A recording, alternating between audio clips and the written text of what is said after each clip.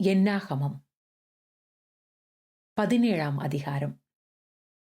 பின்பு கர்த்தர் மோசேயை நோக்கி, நீ இஸ்ரவேல் புத்திரரோடே பேசி, அவர்கள் பிதாக்களின் வம்சங்களாகிய ஒவ்வொரு வம்சத்தினுடைய பிரபுவினிடத்தில் ஒவ்வொரு கோலாக 12 கோலை வாங்கி, அவனவன் கோலில் அவனவன் பேரை எழுதுவாயாக. லேவியினுடைய கோலின் மேல் ஆரோனின் பேரை எழுதக் கடவாய்.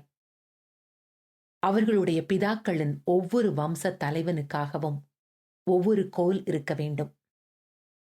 அவைகளை ஆசரிப்பு கூடாரத்திலே நான் உங்களை சந்திக்கும் ஸ்தானமாகிய சாட்சி பெட்டிக்கு முன்னே வைக்க கடவாய். அப்பொழுது நான் தெரிந்து கொள்கிறவனுடைய கோல் துளிர்க்கும். இப்படி இஸ்ரவேல் புத்திரர் உங்களுக்கு விரோதமாய் முறுமுறுக்கிற அவர்கள் முறுமுறுப்பை என்னை விட்டு ஒழிய பண்ணுவேன் என்றார்.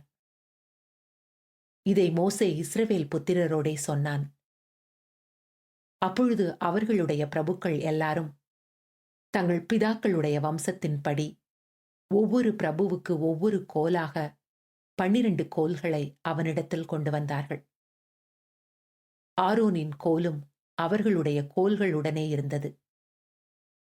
அந்த கோல்களை மோசே சாட்சியின் கூடாரத்திலே கர்த்தருடைய சமூகத்தில் வைத்தான்.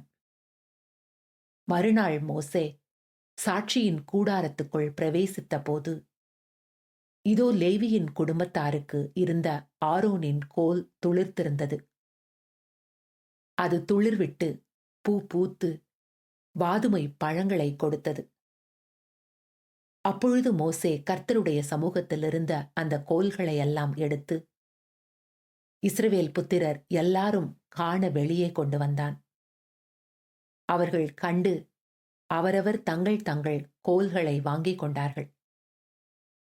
அப்பொழுது கர்த்தர் மோசேயை நோக்கி, ஆரோனின் கோல் அந்த கலகக்காரருக்கு விரோதமான அடையாளமாகும் பொருட்டு அதை திரும்பவும் சாட்சி பெட்டிக்கு முன்னே கொண்டு போய் வாய். இப்படி அவர்கள் எனக்கு விரோதமாய் முறுமுறுப்பதை ஒழிய பண்ணுவாய். அப்பொழுது அவர்கள் சாக மாட்டார்கள் என்றார்.